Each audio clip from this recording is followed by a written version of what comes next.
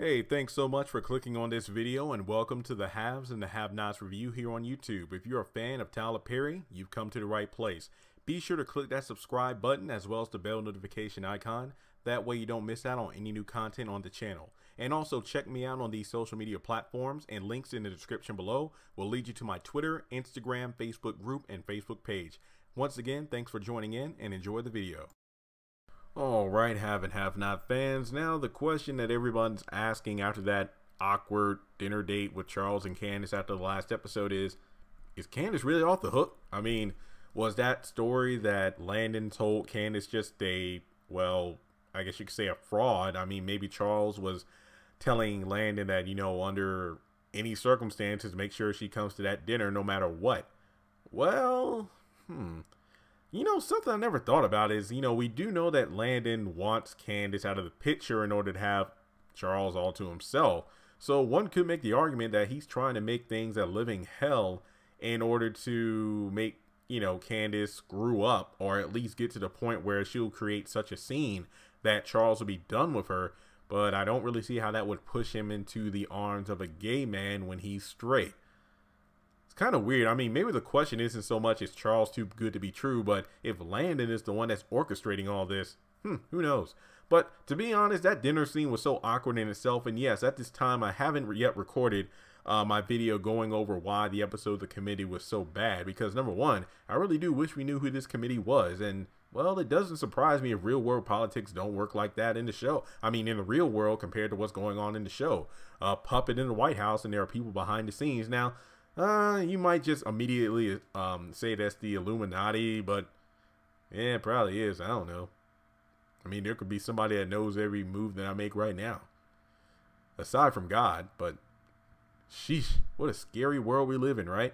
But I don't know. I mean, Charles seemed nonchalant about the entire thing, but at the same time, he seems very fixated on having Candace be the woman that, is in the White House with him. And it looks like, to be honest, we're going to have and I don't want to jinx it, it looks like we're going to have a touching scene between Candace and Charles, because I really am interested to know whether or not, despite knowing everything about Candace, she's the one that he wants to be first lady. And I'm assuming this conversation takes place before it looks like they're going to kiss. So I don't know. I hope it's a good scene. And with the title being called Exhausted, maybe Candace is just exhausted from not fully coping with the loss of her son, and then dealing with being thrust into the lifestyle of a first lady, that maybe she just decides to fall down and just let somebody else carry the load for her, or at least with her.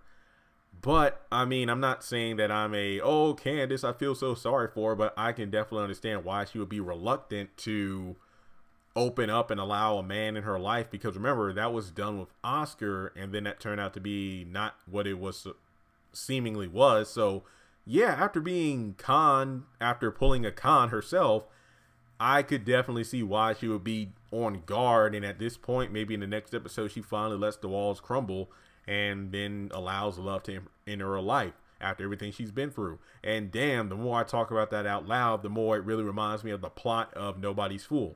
There you go. But yeah, I don't know.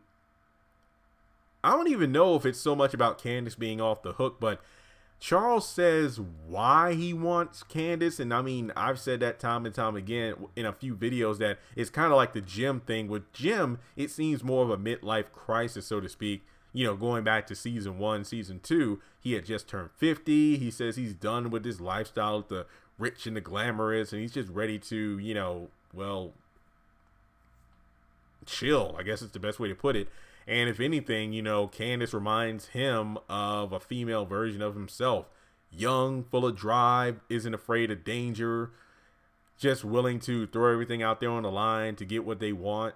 And that was him. That's really why the, not relationship, but the attraction between those two was so well done. But with Charles, it's kind of like the same thing in the fact that it seems to him Candace is just a reminder of the lifestyle that he used to live, and before settling down in the White House, entering an entirely new lease on life, he wants to hold on to that. It's kind of like, if you want to use the analogy of like a kid and his teddy bear, you're a child, you grow up with that teddy bear, but when you reach like, well, teenage years or whenever it's, you know, seemingly inappropriate to sleep with a stuffed animal, you don't want to let it go. So well, I don't know. You know what? That was a good analogy going there, but I couldn't think of where to go with it. Toy Story. Yeah, I mean, Andy gave up his toys before he went to college, so there's that. Basically, when you're about to graduate, when you're about to leave the lifestyle that you're accustomed to, you want to have a reminder of who you were and what world you came from before going into an entirely different world. So, yeah, makes sense. So that's probably what he really sees in her.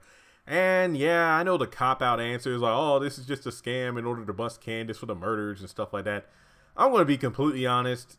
It makes sense, but at this point, I don't think that's the case, because if Tyler Perry wrote it so even these presidential figures are involved in bringing down Candace Young, I don't think so. I mean, I think that would be pretty damn dumb at this point. So let's just say that we're mimicking real life, you know,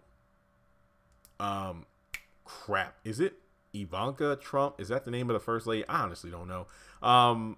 Maybe they're just mirroring that. It's like, oh, we're going to turn a hoe into a first lady. We're doing the same thing with Candace. So that's probably the best answer I can come with, because kind of like people like Trump didn't even want to win the election, and he did. Charles didn't even want to do it, but here he is. So yeah, there's that. So let me know your thoughts in the comment section below. Do you think Candace is really off the hook? Do you think this is an elaborate scheme? And to be completely honest, at this point, I just don't give a damn anymore.